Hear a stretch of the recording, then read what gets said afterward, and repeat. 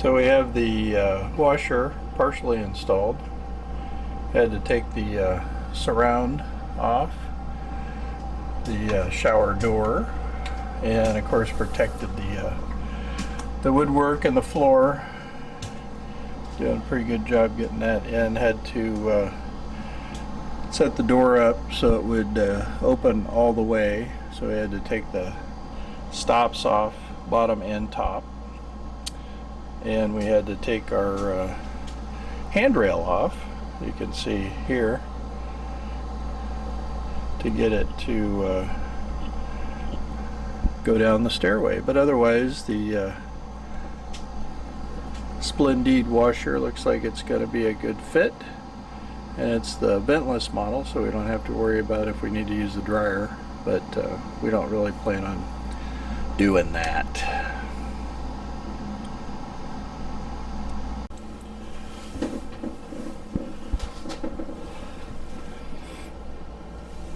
So step one, Liveaboard Refit, is the washer-dryer combo, which fit nicely in the compartment provided, and we have some shelves for supplies up above. And that goes behind the door in the shower on the owner's side of the hall. So we've got to get the shower door put back on and a couple other things done, but otherwise looks pretty good.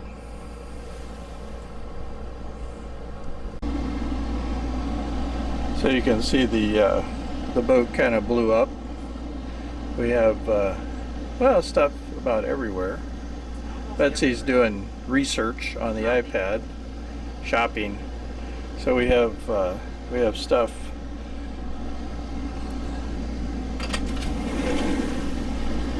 We have stuff pretty much everywhere. Some stuff we're not keeping, like that stuff. Getting rid of this stuff.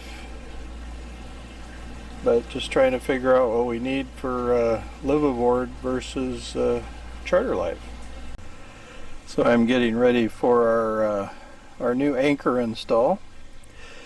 First thing I'm going to do is take the windlass apart and clean and service it. Also, we have a problem with the chain counter, so we're going to get that fixed. We're also going to pull the chain out, and I'm thinking about end-to-ending the chain, reversing it, and then we've got to sort out what we want to do with our backup anchor, whether I want to install it on the rear rail or not. We'll see. And here's our new Mantus anchor that arrived at the dock that we will be replacing. So when we removed the anchor from the boat, we attached it to the halyard, and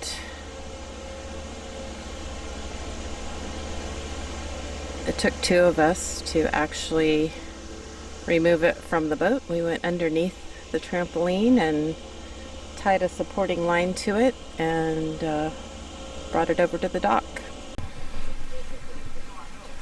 So we've been working hard on our anchor project. We've got the anchor line all strung out here. We cleaned it all off, kind of gave it an inspection. It looks pretty good. Our boat's been in charter for 3 seasons and mainly use moorings. So here's the existing anchor, which we're going to replace with the 85-pound Mantus. We already have a Mantus swivel, which looks like it's in pretty good shape. So it's just a matter of getting the chain end-ended. We decided to do that just to, you know, put some wear on the other end of the chain for a change, and then we'll get it back in the boat.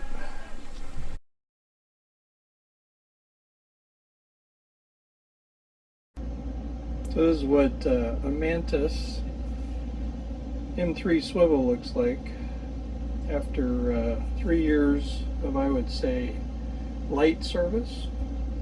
All I've done is wash it up with soap and water, so you can see a little bit of surface corrosion, but you know, for the most part it's pretty good. All the parts came apart pretty easily.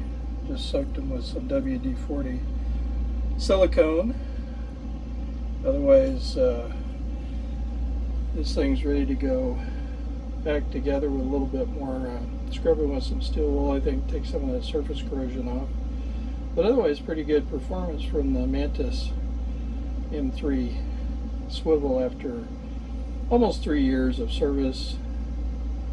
Admittedly, light service, probably, I don't know, probably 50 or 60 anchor nights in 3 years, mainly moorings. So we're going to put her back together and put her on our new Mantus 85-pound M1 anchor and see if we can get some more mileage out of her. The anchor is put together, and I'm working on the swivel right now. Still have to put the seizing wire in it, and then we'll be able to hook it up and see if we can get it back on the boat.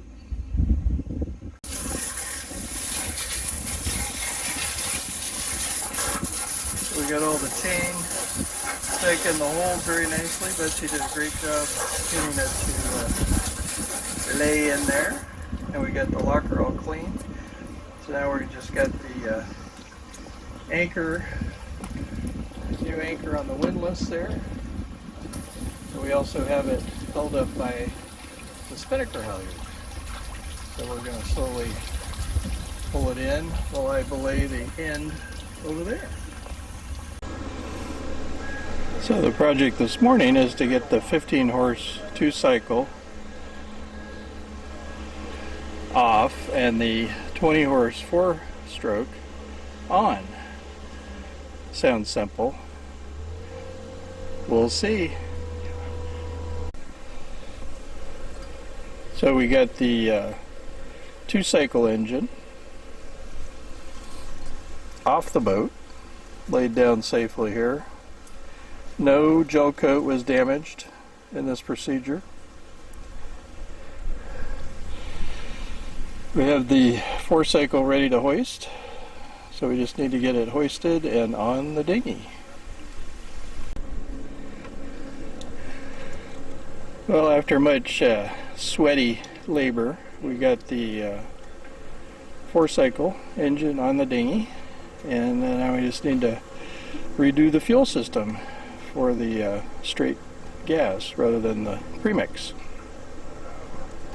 So I have switched our dinghy engine back to a low emission 4-stroke that we purchased in 2019 instead of the 2-stroke. This includes rerunning the fuel line, putting in newer higher pressure fuel hose,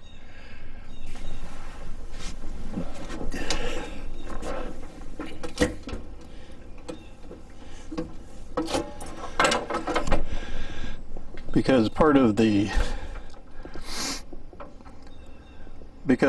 new system is a fuel tank that does not have a vent.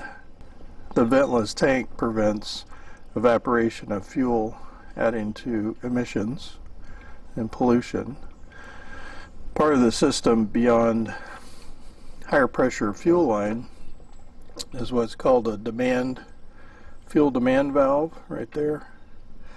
So that prevents the pressure that happens during the day when the tank heats up from reaching the engine and overpressuring the engine, pushing fuel into it when it doesn't need it. And then as the engine uses fuel, this cap allows air into the tank, but it's a one-way vent, so it doesn't allow vapors back out. So try out this new system and see how it works.